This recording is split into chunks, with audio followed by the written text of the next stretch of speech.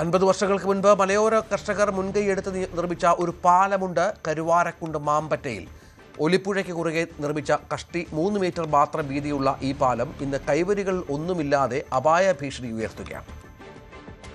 1976 ജനപങ്കാളിത്തത്തിൽ മാമ്പറ്റ പാലം യാഥാർത്ഥ്യമായത്. ഒലിപ്പുഴയ്ക്ക് കുറുകെ വന്ന പാലം കൽക്കുണ്ട്, ചേരി, ആർത്തല നിവാസികൾക്ക് വലിയ സഹായമായി. മേഖലയിലെ പ്രദേശത്തെ തോട്ടം മേഖലയുടെ നിലനിൽപ്പിന്റെ തന്നെ അടിസ്ഥാനമായി മാമ്പറ്റപ്പാലം മാറി. ഇന്നിപ്പോൾ ഈ പ്രദേശം വിനോദസഞ്ചാര മേഖല കൂടിയാണ്. കേരളാംകുണ്ട് വെള്ളച്ചാട്ടമടക്കം ഏറെ സഞ്ചാരികളെത്തുന്ന പ്രദേശങ്ങളിലേക്ക് മാമ്പറ്റപ്പാലം വഴി തന്നെ വേണം പോകാൻ. ഒട്ടേറെ റിസോർട്ടുകളും ഇപ്പോൾ ഇവിടെയുണ്ട്. എന്നാൽ വാഹനങ്ങളുടെ എണ്ണം കൂടിയിട്ടും കാലാനുസൃതമായി പാലം പുതുക്കാത്തതാണ് ഇപ്പോഴത്തെ പ്രതിസന്ധി. കൈവരി കെട്ടുകയല്ല, പാലത്തിന്റെ വീതി കൂട്ടുകയോ അതല്ലെങ്കിൽ പുതിയ പാലം നിർമ്മിക്കുകയാണ് വേണ്ടതെന്ന് നാട്ടുകാർ. ഒന്നുകിൽ പാലം വീതി കൂട്ടണം, അല്ലെങ്കിൽ സമാധാനം വേറെ പാലം വരണം. കൈവരി വെക്കാൻ ഞങ്ങൾ അനുവദിക്കില്ല. കൈവരി വെച്ചുകൊണ്ട് പാലം കാര്യമില്ല, വീതിയില്ലല്ലോ.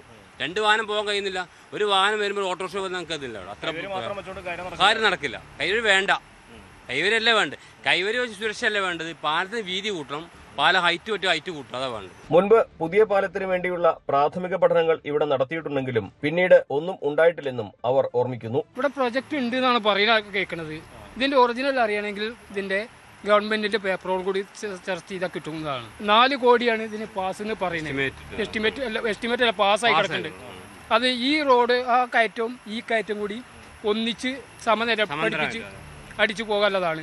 ഇവിടെ മറ്റൊരു വന്ന് പരിശോധന നടത്തി പാറൊക്കെ കണ്ടുപോയി ഇവിടെ മാർക്കും ചെയ്തു പോയിട്ടുണ്ട്. ഇല്ലല്ല, അത് എന്താ വകുപ്പ്. പുതിയ പാലം കുറച്ച് ഹൈറ്റ് വേണം. ഇവിടെ സൈലന്റ് വാലി വനമേഖലകളിൽ നിന്നാണ് ഒലിപ്പുഴ ഉത്ഭവിക്കുന്നത്. അപ്രതീക്ഷിത മലവെള്ളപ്പാച്ചിലിൽ പാലം മൂടുന്നത് ഇവിടെ പതിവാണ്. അതുകൊണ്ട് തന്നെ കുറെ കൂടി ഉയരത്തിൽ വീതിയുള്ള ശക്തമായ പാലമാണ് ഇവിടെ ഇനി വേണ്ടതെന്നും നാട്ടുകാർ ആവശ്യപ്പെടുന്നുണ്ട്. മാറിയ UDF ഭരണത്തിൽ MLA AP അനിൽകുമാർ റവന്യൂ വകുപ്പ് മന്ത്രിയായതും പ്രദേശം പരിചയമുള്ള PK ബഷീർ MLA പൊതുമരാമത്ത് വകുപ്പ് മന്ത്രിയായതും ഈ നാട്ടുകാർക്ക് വലിയ പ്രതീക്ഷ നൽകുന്നുണ്ട്. ന്യൂസ് 18 മലപ്പുറം. കൂടുതൽ വാർത്തകൾക്ക് News 18 Keralam YouTube channel subscribe ചെയ്യുക.